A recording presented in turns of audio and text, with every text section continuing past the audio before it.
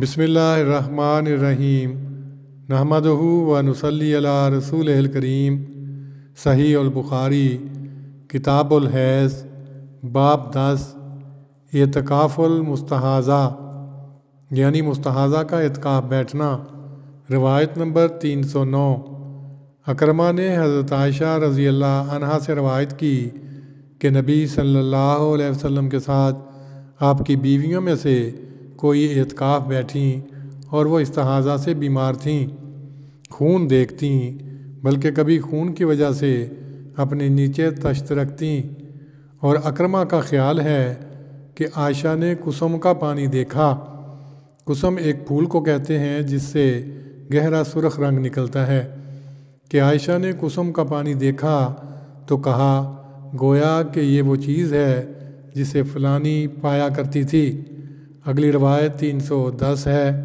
اکرمہ نے حضرت عائشہ رضی اللہ عنہا سے روایت کی کہ نبی صلی اللہ علیہ وسلم کے ساتھ آپ کی بیویوں میں سے ایک بیوی اعتکاف بیٹھیں تو وہ خون اور زردی دیکھتی تھیں اور تشت ان کے نیچے ہوتا اور وہ نماز پڑھتیں۔ اگلی روایت 311 ہے۔ اکرمہ نے حضرت عائشہ رضی اللہ عنہا سے روایت کی کہ ایک ام المومنین اعتکاف بیٹھیں اور وہ استحاضہ سے بیمار تھیں۔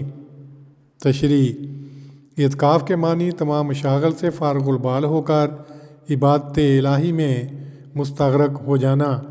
نبی صلی اللہ علیہ وسلم رمضان کے آخری دھاکے میں مسجد میں معتکف ہوا کرتے تھے۔ مسائل اعتکاف بعد میں اپنے محل پر آئیں گے۔ یہاں باب کا مقصد صرف یہ ہے کہ مستحاضہ اعتکاف بھی بیٹھ سکتی ہے، اس کے لیے اسے مسجد میں لازمی طور پر رہنا پڑتا ہے۔ غرض حالت استحاضہ اس کے لیے کسی قسم کی عبادت میں مانع نہیں ہوتی اور نہ وہ مستحاضہ کے داخل ہونے سے مسجد ناپاک ہو جاتی ہے۔ روایت نمبر 309 میں بعض و نسائی کا ترجمہ بجائے عورتوں کے بیویاں کیا گیا ہے۔ لفظ نسائی سے یہ شبہ پیدا ہوتا تھا کہ آپ صلی اللہ علیہ وسلم کی رشتہ دار عورتوں میں سے کوئی عورت اعتکاف بیٹھی تھیں، جیسا کہ امام ابن جوزی کو روایت مذکورہ بالا کے الفاظ سے غلطی لگی ہے۔ امام بخاری نے بعد کی دو روایتوں سے اس شبہ کا ازالہ کر دیا ہے۔ ایک میں یہ الفاظ ہیں امرأۃ من ازواجہ، اور دوسری میں بعض امہات المومنین، یعنی آپ کے ساتھ اعتکاف بیٹھنے والی عورت آپ کی ایک بیوی تھی۔ یہ سب روایتیں حضرت عائشہ سے مروی ہیں۔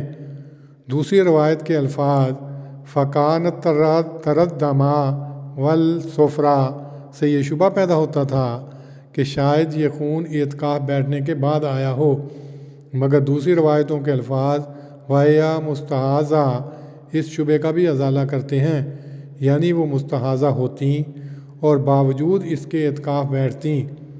امام بخاری رحمۃ اللہ علیہ جب بھی کسی روایت کا تکرار کریں گے تو وہ کسی نہ کسی خاص مقصد کو مد نظر رکھ کر کریں گے، اور پھر ساتھ ہی اس روایت کی نئی سے نئی سند پیش کرتے ہوئے اسے اور بھی زیادہ صحیح ثابت کرتے جائیں گے۔ شارحین نے یہاں یہ بحث اٹھائی ہے کہ یہ کون سی بیوی تھیں۔ امام بخاری نے یہ بحث ادباً چھوڑ دی ہے اور نہ اس کے معلوم کرنے میں کوئی عملی فائدہ ہے۔